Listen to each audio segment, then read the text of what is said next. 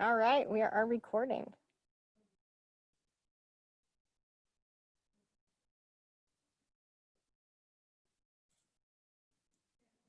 All right, welcome everyone. Thank you for attending and thank you for joining us on Zoom at home. And so it is kind of awkward talking to both pieces, but whoever knew that we'd actually be in this kind of situation anyways. This is our 5th and final compost workshop, and it is harvesting and kind of using your compost. And it's the moment we've all been waiting for. We've worked so hard to try to get that compost built. My thing worked just a few minutes ago.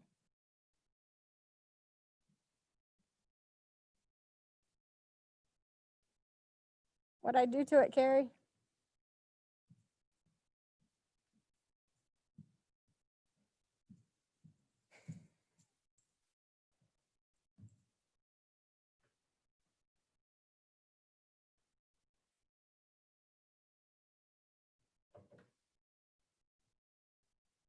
I promise it worked just a few minutes ago.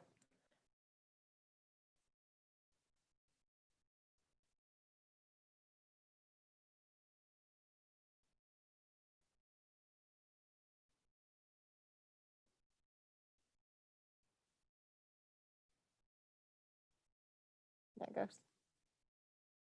It works. Oh. Now we lost all signal.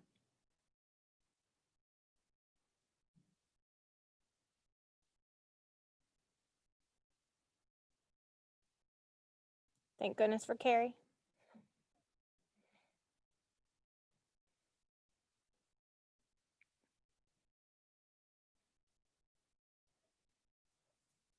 So sorry for those technical difficulties, but thanks for Carrie. As I am giving Carrie lots of good credit, she is our OSU Extension Ag and Natural Resources educator and Master Gardener instructor. And she is here at the OSU Extension office. And again, my name is Lindsay Graham. I'm the recycling director and Keep Morrow County Beautiful. We've been your presenters throughout the whole 5 series of our workshops. And hopefully you've learned a little bit throughout the process, and we'll join us for our future workshops as well. If you have missed or would like to review any of the compost workshops, they are still posted on both of our websites. You can find it for Morrow County Recycling at morrowcountyohio.gov. You'll go up to that services page and go down to Morrow County Recycling, and then it was posted here. For OSU Extension, you can go to morrow.osu.edu, featured programs, Ag and Natural Resources, and then there's a section or tab there that says Compost Series, and it has the links as well.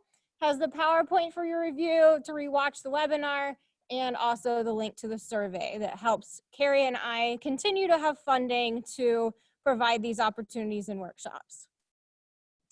So again, as a recap, so we've been working so hard to get this black gold or this compost. It is a dark, crumbly earth smelling material that helps, that we've created a way to speed up nature's recycling process, and it is a natural decomposition of organic matter. It's not soil. And so when we talk about, dirt is misplaced soil, compost is similar to soil, but it is not soil. It can be added to soil as an amendment, but it is not soil itself. So we all know that compost itself has benefits. It increases the organic matter, so the texture, the drainage, the fertility, and the ability for those plants to anchor into that ground and to be able to absorb all of those nutrients and actually function a little bit better as a plant. So that's an added benefit of incorporating compost into your soil. It invigorates the soil's web, so it helps aerate your soil and providing those nutrients and habitat for those benefit fungus and the micro bugs and all of the invertebrates and stuff that help your gardens and your soil produce what you're trying to grow. And it also enhances the plant's resistance to pest and disease.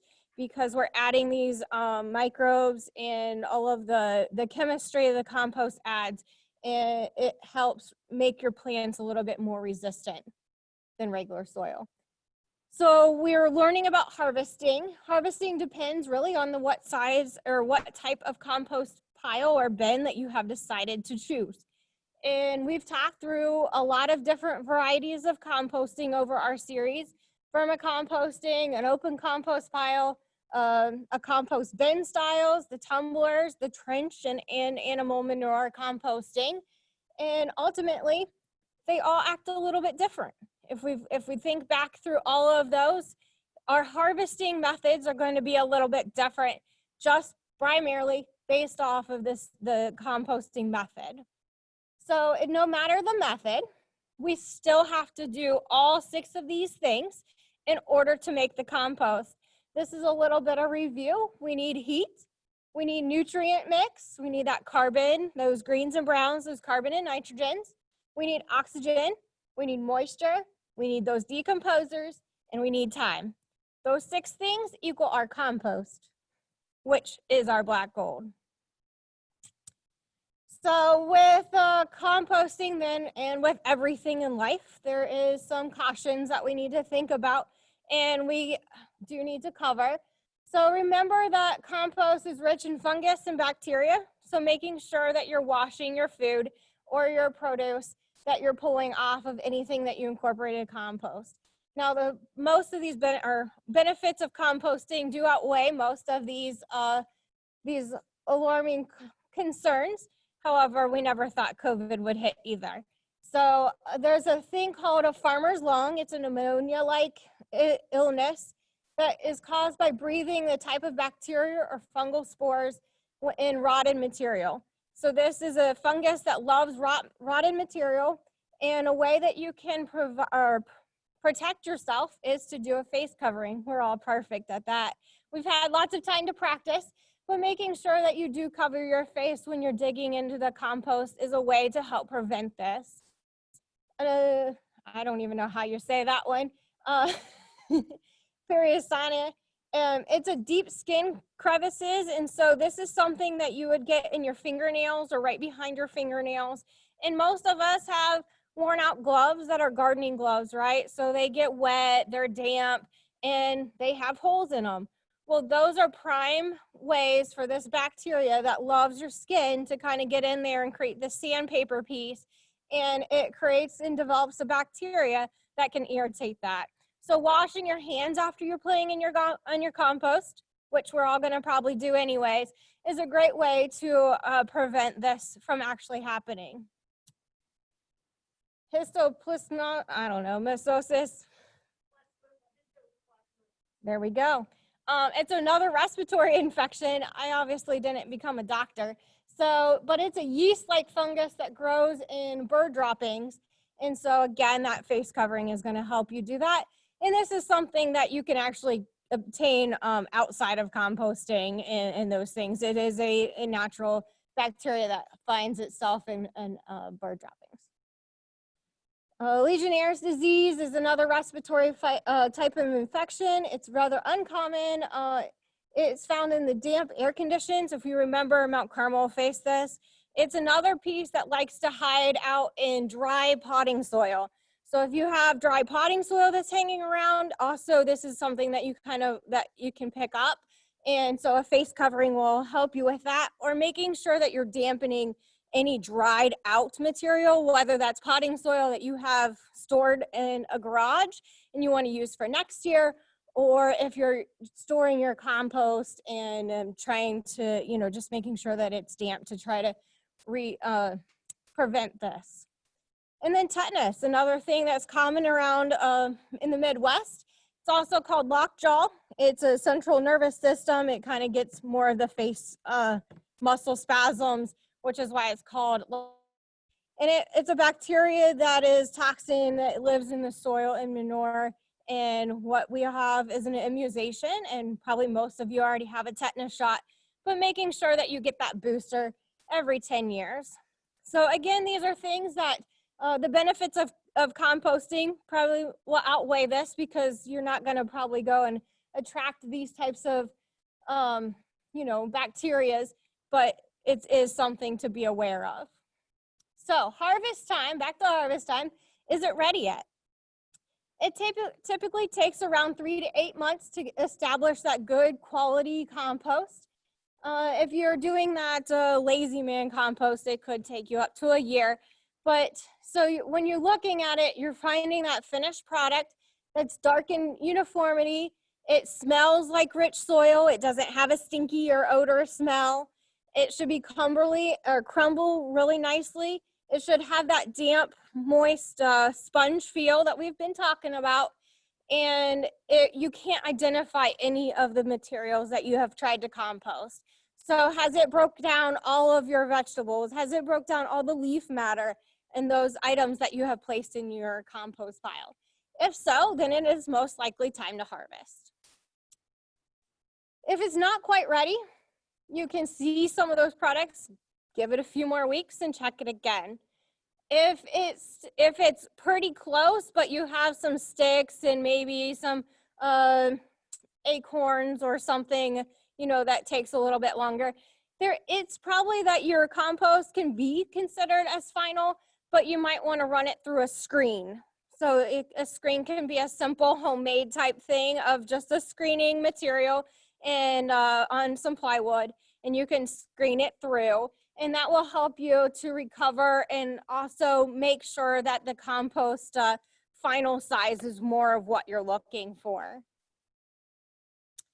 Don't forget that what you're intending it for is also another barrier of if you do need to run it through a screen or if you're fine with it having some of this material in it. So one of the first workshops that we held was our Vermicomposting Workshop. Vermicomposting means that we're utilizing red wiggler worms to actually break down our food compost. This is mostly food from our homes and our kitchens, and so they're breaking it down. We talked about a tub form, and we also talked about the tower form. So those are two different systems using vermicompost, and so they're going to actually be similar in harvest, but a little bit different. So a couple weeks for the bin type, for a couple weeks before you plan to harvest, you're going to start migrating your worms to one side of the bin or one corner of the bin.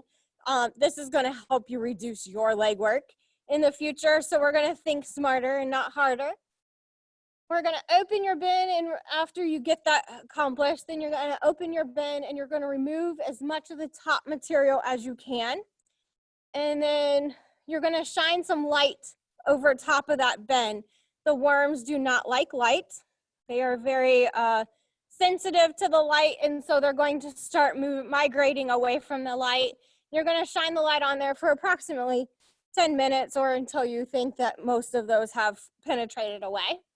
Then you're going to scrape the rest of what you're wanting of your finished product onto a sheet or a tarp or something, and just making sure that you're going to sift through that material fairly nicely to make sure that you're removing any of your worms and any worm eggs, because you're going to need those pieces to continue your bin for success in the, you know, as you continue to compost.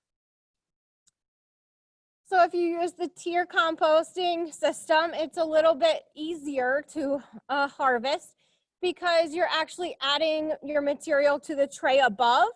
And so you're going to start feeding them. They're going to start migrating up to that tray for their food. And then the final product is going to be the tray that is no longer being used. So you continue to migrate their food up. They continue to migrate up. And then you're pulling the bin that's the last that you haven't touched for a while. You're still going to have to sift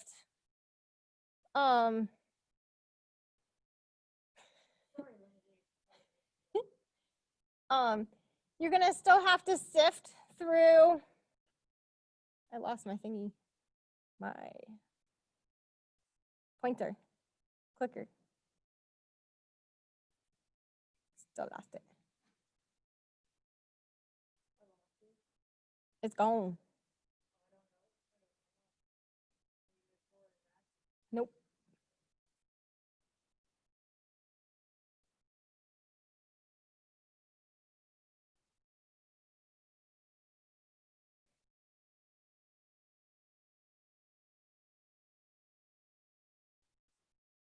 Mm.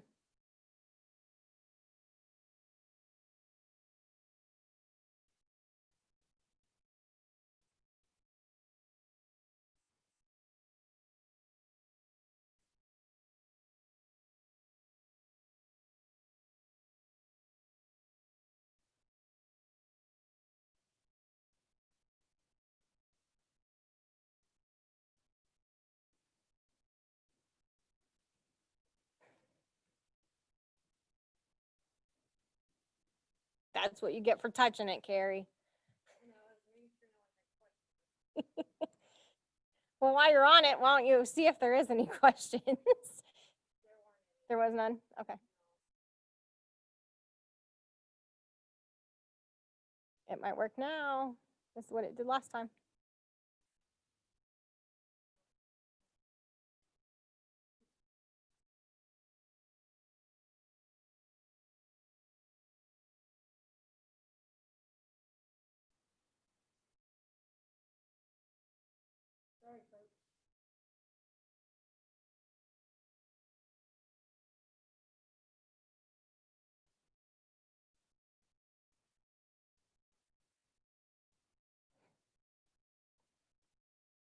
So those that are on via Zoom, we will get to your questions, but we'll probably have to wait till the end because we just realized that when we look at the chat box, it kicks us off completely. Somewhere around there.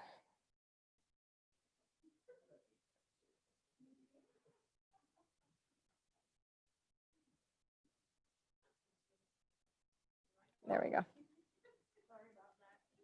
We're sorry about that, but we will get your questions answered. We just have those at the end, unfortunately. So again, you're going to sift through any of those, making sure that it should be worm-free and egg-free as much as possible. To do that, your tools here is going to be putting it under that light. Again, those worms are very sensitive to light. And remember that your compost from your vermicompost bins do need to go in the freezer for about a week to make sure that any of the bacteria and the worms itself are killed, because those red wiggler worms are very invasive. They will do lots of damage to your garden and your forest. If you have a forest area, that undercover will be gone very quickly. So just making sure that you're placing them in the freezer. So next up is to restart your bin. Make sure that you're getting more black gold and continuing to divert those food scraps from the landfill. Your finished product can be used indoors and outdoors. Again, making sure that you're freezing it. And if you're going to apply it outdoors, please remember that your vermicompost is better than your other compost that you would find out there, because it is a higher density of castings from the worms. And so a little can go a long ways. And the most important piece that is underutilized when it comes to vermicomposting is the compost heap. It can also be used as a natural fertilizer. It suppresses leaf disease when sprayed directly on the plant leaf, and it is full of microbes and micronutrients. And so I have used this to revitalize some of my plants because I definitely have no green thumb. So it is kind of that miracle compost tea stuff. It's the compost tea is the liquid that is pulled off of from the compost. So it looks very similar to what tea would be if you put it in a jar. Except for just don't drink it. No, don't drink it. All right. So moving on to our open compost pile or harvest or a compost heap. It is a finished product is at the bottom. So unfortunately, we can already see that we're going to have some work to do when it comes to a compost heap. And the tools to remove the top portion, if you're lucky and have a skid steer at home or another type of machinery, that would be beneficial. If not, you're going to start removing that, kind of tossing the top part off to the side, because that's the less, those materials haven't had as much time to decompose. And then you're going to start digging into the center and to the lower portion of the compost heap. The deeper you go, the better the compost that you can get out. And most of the time, depending on the size of your compost bin, you can get several wheelbarrow fulls of compost out at one time. Once you create a large cavity, you're gonna make sure that it's large enough that you can restart and add your new material. And most of the time, these are harvested in each fall. So you're going to utilize it, you're going to put it on your on your garden and replenish your summer nutrients that have been pulled out from your garden. And so it's going to be incorporated. So you're applying it, you're pulling your compost off of your heap, and you're applying it to your garden, and then you're leaving a big cavity for new leaves and new food matter and those things to start all over. Again, it's usually recommended that this type of system is harvested in the fall. The compost is used to if it's not fully matured, because we're relying on a lot of different pieces, and it's more of a static. Most of the time it's more static, so it takes longer to decompose. If it's not fully matured, some of those and incorporated into your garden, it could pull some of those other nutrients to try to continue to break it down for that final process. Speeding your compost in the fall will also ensure that you're adding those nutrients back into the garden for that spring and summer, as I mentioned already. But however, it can be incorporated any day of the year and every season. So it's not that it only can happen in the fall, but that's traditionally when it usually happens. Moving on to a compost bin style, you're going to obviously have to remove the material from the bin to start with. And if you utilize the bottom style, you can actually most likely, they kind of break apart, and then that way you have a silo type thing, and you can see that the top portion still has organic matter in it that still needs to be broken down. So you can reset up your stand, and then you can use that and just shovel it back into there. The trash can is going to have to be kind of tipped out and emptied fully before you can start harvesting. And that becomes a little bit of a challenge because there is a little bit of mixing that goes on as you're doing that. So you have a little bit more legwork. But once you have harvested the final compost through that lower portion of the pile, again, you can incorporate it very similar to the other types of systems, and then just making sure that you're adding that top portion back into your bin so that you can continue. When it comes to the tumbling system, the key with this is that you're stopping your material ahead of time and allowing it to final cook. So this is about a 2 to 3 weeks process before you're planning on harvesting it. And the tumbler, remember, is we're putting it in the container and we're turning it manually over a period of time, allowing that heat and that tumbling piece to break down the material and can convert our organic matter into compost. So we're going to stop adding it. We're going to store the stuff that we would typically have, and then either we can add it to another bin. We'll talk about that in a minute. But it's sometimes, like, depending on the heat in a lot of those periods, it could be more than 3 weeks. So you have to kind of plan ahead with that. But once it is done, then you're going to actually just remove your material and empty out the bin, and you can utilize it. So it takes you have waiting time, unfortunately, with this one, and then clearing out your bin. So each one obviously has some pros and cons that you're going to have to think about. As you're waiting for that to happen, what do you do with your kitchen scraps and the other material that keeps coming? You can buy another tumbler and start one, and so you have one that's done and one that's in the process of working. You can buy they do make the tumblers where they're dual composter or tumbler cells. So you can have one cell that is active and one cell that is finished. Or you can get just a lidded bucket and add some sawdust and other things to try to keep that compost organisms moving and active, and also to keep down the smell. And then once you have cleaned out your tumbler system, you're gonna put that material in. So you're just starting it in the meantime. So depending on how many food scraps that you have for your family that generates, you might have to have a couple buckets. The multi-bin pallet system. This is a very common one. You find lots of pallets hanging out, and it's easy to construct. And it's one of the simplest forms of harvesting as well, because you have those multiple bins that you're able to use one section for your active, and you're allowing the same concept as that, as I just explained, you're allowing the one for the full mature material and one that is active that you're continuing to add material to.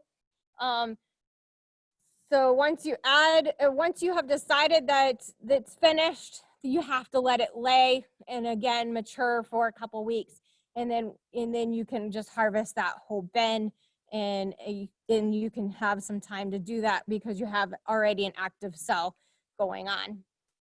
The trench composting, which we talked about briefly, is the simplest, because you're doing all the work in the front, you're building that trench, you're putting your food in, you're covering it up, and ta-da, nature does its own thing. And so what you're going to do is that you're placing these trenches near your garden so that next spring when you're planting, you're actually going to incorporate. So you'll want to make sure that you mix all of that material, that new compost, well into your garden, but then your next spring will be planted on the trench. So you're not really physically doing the labor, you're allowing nature to do that labor, but it does take some planning on how you're incorporating and moving that rotation around your garden and incorporating those compost trenches. It does take several months for it to decompose. So again, that's looking at a year ahead. So a lot of planning with this, but again, you have no manual labor. It's just allowing nature to do its thing.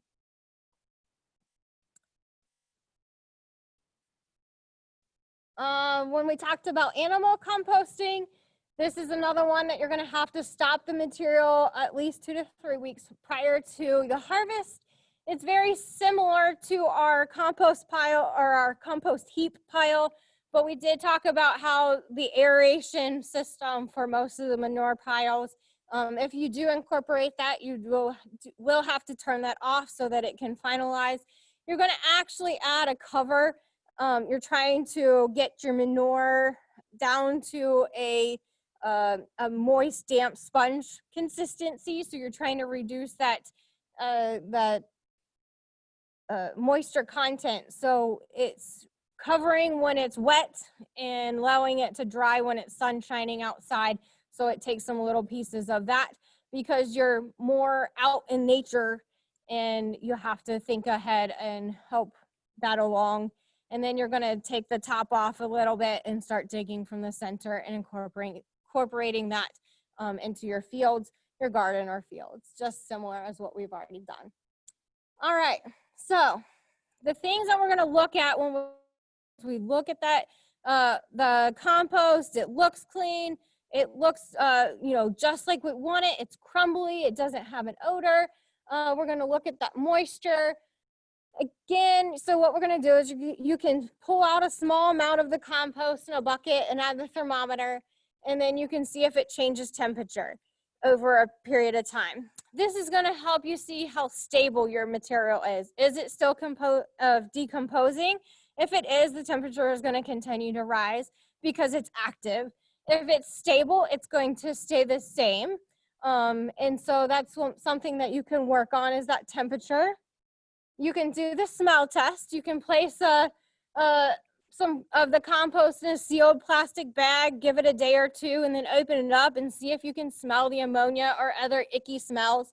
And if it doesn't and it smells like rich soil, then it's ready to go. You can test the plants. You can test it and see, plant some stuff in it and see how your nutrient levels are, just as you would do any other science experiment. And then OSU Extension can also assist with any of the testing needs that you have. Carrie mentioned throughout the process that they do utilize a lab that you can get your compost samples tested to figure out what nutrients and other things the dialysis of that compost sample. And then also, it's also good once every 3 years when you're incorporating your compost into your garden or wherever, your flower bed or whatever. Once every 3 years to do the soil sample to see the improvements that you are making with your compost piles, your compost amendments, I'm sorry, and also see what else may or may not need to be modified. So how much of this do I use indoors? You can mix it with your preferred potted soil. The mix is about 25% if you're going to mix that with the potting soil, but you can also just liberally put it on top of your existing plants. So I don't mix, I just apply, and you know, I just incorporate it through there. Again, if you're worried about your bugs or anything of that nature, you can freeze it, or you can actually bake it, but to make sure that your bugs are gone. If you're going outside, you're adding too much compost, don't worry. In fact, most people don't apply enough compost, but at the end of the day, you do need to keep in mind what types of products that you're going to be growing. So if you're going to do more of a root type of vegetable, carrot, they like more compacted soils so that they can push those root through versus some of the higher rich organic fluffy stuff. So depending on what your compost or what you're growing, but in theory, most people don't apply enough compost to make the changes that they're really looking for. And then making sure that you're placing the compost in that in your area and incorporating it. So that incorporation of that top 4 to 8 inches of soil is where you're going to get your best benefit, so that it's amending the soil and not running off. So now we've worked so hard. We've put 3 to 4 months of work into getting this black gold, and I've applied it to my garden. I've applied it to my bins, and now I have no idea what to do with all this extra. Well, you can actually store it, so you can sift through it. It is recommended to actually screen it to make sure that it is more of a uniform kind of piece, but it is not a necessary matter if you don't want to sift. But the biggest piece is, if you're going to store it, is the moisture content. So if you're going to store it for a short time, the moisture content needs to go about 35%. And if you're going to store it for more than 6 months, it's down to 15%. And there's lots of YouTube videos on how to measure your own moisture content of soil. And I'm certain that Carrie is available to assist you as well if you need some guidance on how to, what is this moisture content, and step you through that process. I do have to say that once you do it a couple times, you got the hang of it. You got the feel, you got the consistency and those things. And so it becomes more of that second nature, and you don't have to start worrying. Then you're going to gather your containers, your buckets, your bins, or your bags, whatever you're going to do, but making sure that it has a lid, a secured lid, or a way to tie it, so that you're keeping your final compost where you want it. Leaving a little headroom in those containers, making sure that you're giving it a good shake or roll in a while, just to make sure the aeration and it's not becoming a solid rock will help make it store a little bit longer and better.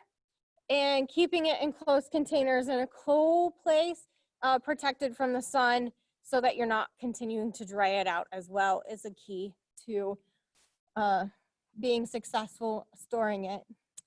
Now, as you remembered, as we're approaching or ending the summer and approaching fall, this is the best time for you to start your compost piles, especially if you're going to do something outside. So hopefully you've learned a little bit or a whole bunch or we've encouraged you enough to start composting. It is approaching the best time of the year to start your compost bins. And again, Carrie and I are here to ask or to answer any of your questions. If we haven't convinced you enough, there's still the local compost bin or yard waste facility in Mount Gilead, especially for all your leaves and your branches and those things as you're tidying up your yards for the winter. Utilize that facility. And then Price Farms Organic in Delaware also takes those things. And then I just heard we had a meeting that he is accepting food waste from all of the solid waste districts and for a reduced fee. So I think you actually have to buy the bucket and then the food itself is free after that bucket price. So that's an option, but it is a little bit of drive to go there. Here is our content. And again, feel free to reach out to either one of us. We both have Facebook pages that you can also message us and send your comments that way, or feel free to call us if you're not very tech savvy as well. Just as always, in order for us to continue doing these projects or these compost workshops and other, we've had some really good feedback on our surveys. And I think Carrie and we have some good conversations going on to try to incorporate some of those ideas into the next pieces. And hopefully you'll see us continue some of these series in the near future. But what I need you to do is I need you to get out your phones and flip on your camera. Everyone at home do this too. Flip on your camera. Once you take it, hold it up to the screen or up here, and then it should hover over and give you an open website. Click on that website and fill out the survey.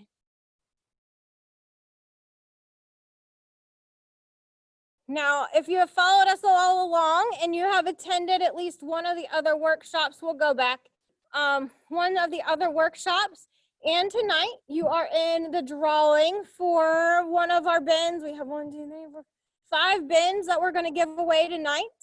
And then if you completed the surveys, then you're actually in a drawing for a survey. There's 2 prizes for the surveys because it is extremely important for us to do that process as well. So here's our survey for tonight. And you're going to stop recording? Yeah, tonight's surveys won't be included because we don't have a capability of printing those off and getting those in the buckets. Do you want to draw those or are you going to stop recording? All right, stop recording.